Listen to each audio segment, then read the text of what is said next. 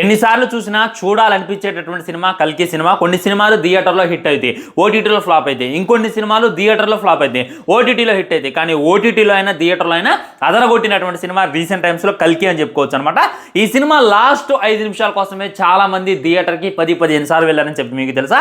So ఈ రోజు ఈ వీడియోలో ఈ సినిమాని బ్రేక్ డౌన్ చేసేటటువంటి ప్రయత్నం చేద్దాం. బ్రేక్ డౌన్ అనగానే 20 నిమిషాల వీడియో చేయాలి, ఫుల్ మూవీలో ఉన్నటువంటి స్క్రీన్ షాట్ చేసి చెప్పాలి, ఏదో సొలు చెప్పాలి అనేటటువంటిది లేదు. నాకు నచ్చినటువంటి, నాకు అనిపించేటటువంటివి, వావ్ అనిపించేటటువంటి కొన్ని పాయింట్స్ ని డిస్కషన్ చేసేటటువంటి ప్రయత్నం చేస్తా. వీడియో చివరి దాకా చూడండి ఫ్రెండ్స్. మోస్ట్లీ ఈ సినిమాలో మెయిన్ ఏది బాగా చూపించిన నాగేశ్వరం అని చెప్పుకోవాలంటే మొక్కనే అని చెప్పుకోవచ్చు అనమాట. స్టార్టింగ్ లో చూసుకున్నట్లయితే అశ్వత్థామ ఒక చిన్న మొక్క నుండి బ్రహ్మాస్త్రాన్ని ప్రయోగించి ఒక గర్భవతి మీదకైతే వదులుతున్నారు అనమాట. అక్కడ మొక్కతోనే సినిమా అయితే స్టార్ట్ అయితే ఆ తర్వాత మన శ్రీకృష్ణ వారు ఒక మొక్క తొక్కుకుంటూ ఎంట్రీ అయితే ఇస్తారనమాట. ఆ తర్వాత మన ప్రభాస్ అన్న మొక్కలను చూసి ఆశ్చర్యపోతాడు. మరి క్లైమాక్స్ లో చూసుకున్నట్లయితే కర్నూలుగా మారడానికి ఒక అస్త్రం ఏదైతే ఉందో మన ప్రభాస్ అన్న చేతులు అయితే పడితే దాని మీద కూడా ఒక మొక్క అయితే పడడం జరిగింది అనమాట. ఇక్కడ చూసుకున్నట్లయితే మొక్కలకి ఎంత ఇంపార్టెన్స్ ఇచ్చిండు నాగశ్విన్ అనేటటువంటిది క్లారిటీగా అర్థమైపోతుంది. అక్కడ కురుక్షేత్రం అయిపోయాక మొక్కలన్నీ నాశనం అయినాయి, ప్రకృతి అంతా నాశనం అయిపోయింది. అంటే ఇక అంధకారం అనేటటువంటిది ఎక్కువైంది. ఇక్కడ మళ్ళీ శంబాలాకు వచ్చిన తర్వాత ఇక్కడ కూడా మొక్కలన్నీ నాశనం అయినాయి, ప్రకృతి అంతా నాశనం అయిపోయింది, ఎడారైతే మనకు కనపడుతుంది అనమాట. అక్కడ మొదలు ఇక్కడ ముగింపు అనేటటువంటిది క్లారిటీగా చూపించడం. ఇంకా డెప్త్ మాట్లాడుకోవాలి అని అంటే శ్రీకృష్ణ వారి ఎంట్రీ అప్పుడు ఒక చిన్న మొక్కను తొక్కుకుంటూ వస్తాడు. ఎందుకు తొక్కుంటూ వస్తుండో అది నార్మల్ థింకే అని చెప్పి మనమైతే అనుకోలేమన్నమాట. అంతకుముందే అశ్వత్థామ చిన్న మొక్క ద్వారా బ్రహ్మాస్త్రాన్ని పుట్టించిండు. వామో వీడి కళ్ళకి ఏది కనపడ్డా మాలా డేంజర్, ఒక చిన్న మొక్క ద్వారా ఇంత పెద్ద బ్రహ్మాస్త్రాన్ని సృష్టించి నాశనం చేసిండు. ఇంకా దీని కళ్ళకి ఏది కనపడకూడదు అనేటటువంటి ఉద్దేశంతో శ్రీకృష్ణ వారు మొక్కను తెక్కుండు అనేటటువంటిది క్లారిటీగా అర్థమైపోతుంది అనమాట. ఇంకా డెప్త్ వెళ్ళినట్లయితే మన లాస్ట్కు కర్ణుడు వచ్చినప్పుడు వెళ్ళి విలన్ అయితే మన ప్రభాస్ అన్న ఇక్కడ గుండెలో పొడిచి చంపేస్తాడనమాట. అక్కడ మీరు ఒక షార్ట్ అబ్జర్వ్ చేసినట్టయితే మరియమ్మని చూపిస్తారు. మరియమ్మని చూపించాల్సిన అవసరం లేదు, మరియం ఏదో జస్ట్ ఆ క్యారెక్టర్ అనమాట. ఇంకా జాగ్రత్తగా అబ్జర్వ్ చేసినట్లయితే మరియం అనేటటువంటిది క్రిస్టియన్ పేరు. మరి క్రిస్టియన్ పేరు ఈ శంబాలలో ఎక్కడి నుండి వచ్చింది, మరి ఈ మహాభారతంలో ఎక్కడి నుండి వచ్చింది అనేటటువంటిది మీరు ఆలోచించారా? అప్పుడు అంతకుముందే మనకు ఒక డైలాగ్ వినపడింది అనమాట. అన్ని కులాల వారు, అన్ని మతాల వారు 1000 కళ్ళతో ఎదురు చూసేది అతని రాక కోసమే, అతని కల్కి అనేటటువంటిది చెప్పింది అనమాట. దీని గురించి మన ఖురాన్లో ఉండొచ్చు, భగవద్గీతలో అండ్ బైబిల్లో కూడా చాలాసార్లు డిస్కషన్ చేసింది.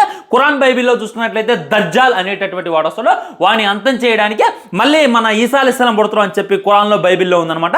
ఇక్కడ భగవద్గీతలో చూసుకున్నట్లయితే కలి అనేటటువంటి ఒక రాక్షసు వస్తాడు, యక్షిన్ అనేటటువంటి ఒక రాక్షసు వస్తాడు, వాడిని అంతం చేయడానికి కలికి మళ్ళీ పుట్టడం జరుగుతుంది అనేటటువంటిది భగవద్గీతలో అయితే డిస్కషన్ చేయడం జరిగింది. సో ఇక్కడ పేర్లు వేరు కానీ క్యారెక్టర్స్ ఒకటి అనేటటువంటిది క్లారిటీగా అర్థమైపోతుంది. మీరు ఖురాన్లో అబ్జర్వ్ చేసిన, బైబిల్లో అబ్జర్వ్ చేసిన, భగవద్గీతలో అబ్జర్వ్ చేసిన వాళ్ళ రాకకే ప్రపంచం నాశనం అయిపోద్ది. భూమిలో ఉన్నటువంటి నీళ్ళన్నీ కూడా ఇంకిపోతాయి, చెడు అనేది పెరిగిపోద్ది, మంచి అనేది నాశనం అయితే, ఒక యాపిల్ కాయ కోసం కుక్కలాగా కొట్టుకుంటారు, వ్యభిచారం అనేది పెరిగిపోద్ది, అత్యాచారాలు అనేవి పెరిగిపోతాయి అనేటటువంటిది క్లారిటీగా చూపించారనమాట. కాబట్టి ఇక్కడ పేర్లు వేరు అనమాట, కానీ పదార్థం ఒకటే. ఇప్పుడు ఫర్ ఎగ్జాంపుల్ చెప్పాలంటే మనం తెలుగులో చూసుకున్నట్లయితే నీళ్లు అని అంటాం అనమాట, హిందీలో చూసుకున్నట్లయితే పానీ అని అంటాం, ఇంగ్లీష్లో చూసుకున్నట్లయితే వాటర్ అని అంటాం. ఇక్కడ పేర్లు ఒకటే కానీ పదార్థాలు వేరు అనమాట. అదే విధంగా హిందువులు కల్కి రాక కోసం ఎదురు చూస్తున్నారు, ముస్లింలు మరియు క్రిస్టియన్ చూసుకున్నట్లయితే ఈసా అలైహిస్సలాం రాక కోసం ఎదురు చూస్తున్నారు అనేటటువంటిది క్లారిటీగా మనకు చెప్పేటటువంటి ప్రయత్నం. ఇంకా క్లారిటీగా చెప్పాలి అంటే మన కర్ణుడు ఎవరైతే ఉన్నారో శ్రీకృష్ణుల వారికి యాంటీ, అర్జునులకు యాంటీ, పాండవులకు యాంటీ. మరి తనెందుకు కల్కి కోసం పోరాడాడు, మరి తనెందుకు దీపికా పదుకునేని కాపాడాడు, అంత అవసరం తనకేముంది అనేటటువంటిది మనం క్లారిటీగా ఆలోచించాలన్నమాట. ఇప్పుడు కర్ణుడిని చంపింది ఎవరు? శ్రీకృష్ణులు అర్జునులు కలిసి ఒక పథకం వేసి ఆయన మీద శాపాలు వేసి ఆయన మోసం చేసి చంపేటటువంటి ప్రయత్నం చేస్తారు. అదే విధంగా కర్ణుడు అయితే చనిపోతాడు. సో నన్ను చంపిండు అనేటటువంటి ఉద్దేశంతో బీభత్సమైనటువంటి కోపంతో ఉండాలి. మళ్ళీ కల్కి కోసం ఎందుకు ఎదురు చూస్తుండో. మరి అశ్వత్థామకైతే ఒక శాపం ఉందన్నమాట, నేను మళ్ళీ పుడతాను, నన్ను పుట్టిన తర్వాత నువ్వు నన్ను రక్షించాలి, అప్పుడే నువ్వు ఇదైతావు, నువ్వు అప్పుడే శాపగ్రస్తుడు అవుతావు, శాపం నుండి బయటకు వస్తావు అనేటటువంటిది కృష్ణవారు అయితే చెప్పిండు. అశ్వత్థామకి అవసరం, మరి ఇక్కడ చూసుకున్నట్లయితే కర్ణుడికి ఏం అవసరం అనేటటువంటిది ఒక పెద్ద మిస్టరీగా మారిందనమాట. ఈ విధంగా సినిమాలో చూసుకున్నట్లయితే చాలా అంటే చాలా మిస్టరీస్ని వదిలిపెట్టేటటువంటి ప్రయత్నం చేసిండు మన నాగశ్వన్. ఇంకా చాలా మందికి వచ్చేటటువంటి డౌట్ ఏంటంటే అశ్వత్థామ కర్ణుడు చాలా బెస్ట్ ఫ్రెండ్స్, మరి ఎందుకు ఒకరిని గుర్తుపట్టుకోలేకపోయారు అంటే ఇక్కడ ఇంకో డౌట్ మీకు రావాలి. మరి కర్ణుడు మన భైరవ ఒంట్లోకి వచ్చేసింది కదా, మరి ఆ టైంలో తను ఎందుకు అశ్వత్థామని గుర్తుపట్టలేదు అనేటటువంటిది ఇంకా పెద్ద మిస్టరీ అనమాట. దాదాపు 5-6 వేల సంవత్సరాలు అయితే గడిచిపోయాయి, దానివల్ల అయితే వీళ్ళు గుర్తుపట్టలేకపోయారు అనేటటువంటిది ఇంకా పెద్ద మిస్టరీ అనమాట. అది ఫ్రెండ్స్ నేనైతే అబ్జర్వ్ చేసిన. ఇంకా చాలా ఉన్నాయి అనమాట, వాటి గురించి డిస్కషన్ చేయాల్సిన అవసరం అయితే నాకైతే అనిపించలేదు. నాకు సినిమాలో పిచ్చిగా నచ్చింది ఫస్ట్ శ్రీకృష్ణ వారంటే, ఆ తర్వాత చూసుకున్నట్లయితే ఇంటర్వెల్ సీక్వెన్స్ అనమాట, రథాన్ని మోసేటటువంటిది. ఇక్కడ కర్ణుడు రథాన్ని దిగబడితే ఏ విధంగా అయితే మోసింది ఇక్కడ భైరవుడు కూడా రథాన్ని మోసేటటువంటి సీన్. ఆ తర్వాత క్లైమాక్స్ అనమాట. లాస్ట్ 5 నిమిషాలు అయితే గూస్ బంప్సింగ్. ఆ సీక్వెన్స్ కోసం 100 సార్లు థియేటర్లో చూసినా తప్పులేదు అనేటటువంటి ఫీలింగ్ అయితే నాకు కలిగింది అనమాట.